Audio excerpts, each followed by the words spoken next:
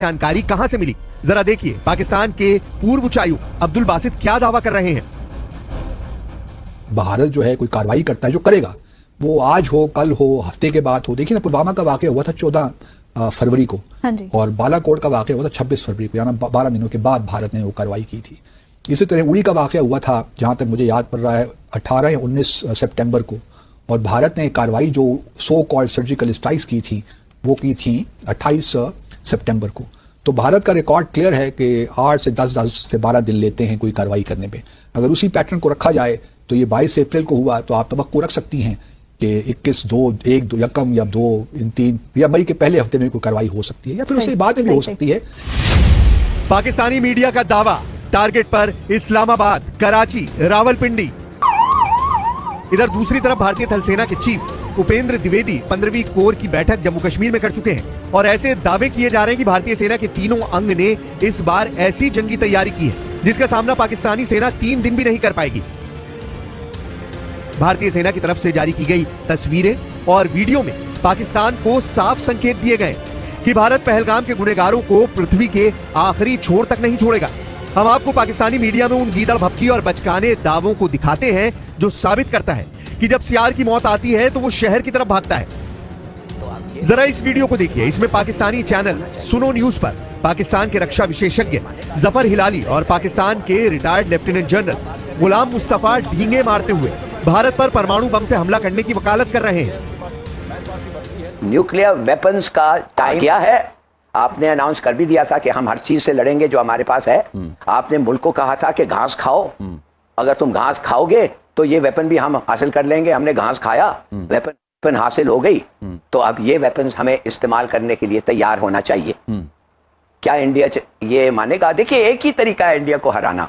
वो क्या तरीका है? बात कर रहे हैं आपने हिलाली साहब बड़ा अच्छा कंपैरिजन किया कि कन्वेंशनल जो वॉरफेयर उसमें तो उनकी अददी बढ़तरी है, उनके पास मैन पावर की बढ़तरी है, तो आप कह रहे हैं कि नॉन कन्वेंशनल और जो आपका सबसे इंपॉर्टेंट टूल है दैट इज न्यूक्लियर टूल, आप कह रहे हैं वो बाकी रह गया, उसके अलावा बाकी ऑप्शंस में हम शायद उनको बीट ना कर सकें, ये कह रहे हैं आप?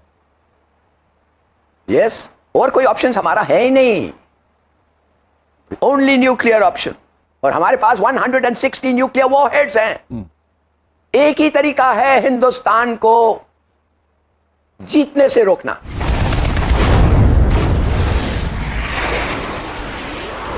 पाकिस्तानी मीडिया ये मानकर चल रही है कि भारत हर हाल में पाकिस्तान पर हमला जरूर करेगा।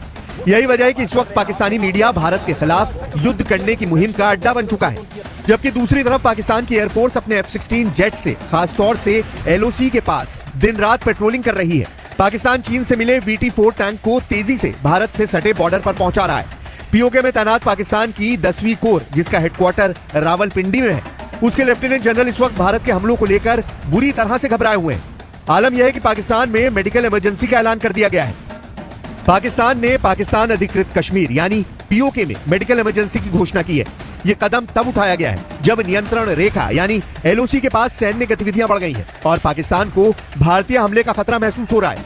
पाकिस्तान के नेता युद्ध की स्थिति में भारत पर परमाणु बम गिराने की धमकी दे रहे हैं। पाकिस्तान में लीपा और झेलम घाटी के स्वास्थ्य निदेशालय द्वारा जारी इस आदेश में कहा गया है कि सभी अस्पतालों और चिकित्सा केंद्रों में ड्यूटी पर तैनात कर्मियों को किसी भी अप्रिय घटना से निपटने के लिए पूरी तरह तैयार रहना होगा। इसके अलावा किसी भी कर्मचारी को छुट्टी या स्थानांतरण की अनुमति नहीं दी जाएगी और सरकारी वाहनों का निजी उपयोग भी प्रतिबंधित कर दिया गया है। भारत के chief of defence staff lieutenant general Anil Chauhan रक्षा मंत्री राजनाथ सिंह से मिलकर बॉर्डर के हालात और तैयारी के बारे में ब्यौरा दे चुके हैं। भारतीय सेना के अर्जुन टैंक ने राजस्थान से सटे पाकिस्तान के बॉर्डर के पास मोर्चा संभाल लिया है।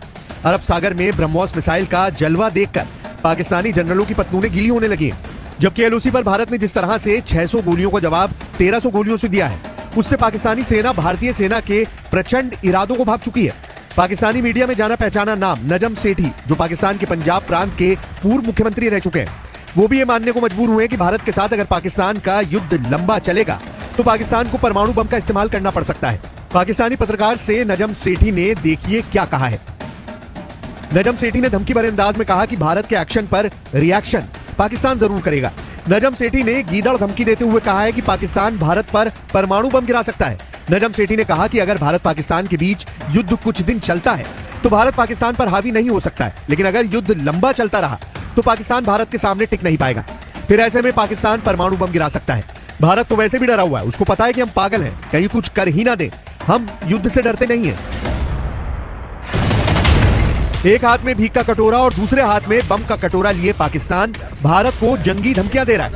पाकिस्तानी सेना के चीफ आसिम मुनीर ने एक बार फिर से जिहादी और आतंकियों की तरह हिंदू और हिंदुस्तान के खिलाफ जहर उगला है। जनरल आसिम मुनीर ने हिंदुओं के खिलाफ एक बार फिर से 26 अप्रैल को पाकिस्तान के खैबर पख्तूनवा प्रांत में ऐसा घिनौना जिहादी बयान दिया है जिसने भारत को और ज्यादा गुस्सा दिला दिया है। पाकिस्तानी सेना के चीफ आसिम मुनीर खैबर पख्तूनवा प्रांत के काकुल इलाके में पाकिस्तानी सैन्य अकादमी यानी पीएमए में कैडेट की पासिंग आउट परेड को संबोधित कर रहे थे। उस दौरान पाकिस्तान के नए फौजियों को संबोधित करते हुए उन्होंने कहा कि टू नेशन थ्योरी इस बुनियादी मान्यता पर आधारित थी कि मुसलमान और हिंदू दो अलग अलग राष्ट्र हैं, एक नहीं है। हम मुसलमान कभी भी हिंदुओं के साथ नहीं रह सकते। हिंदुओं पर भड़कते हुए मुनीर ने कहा, मुसलमान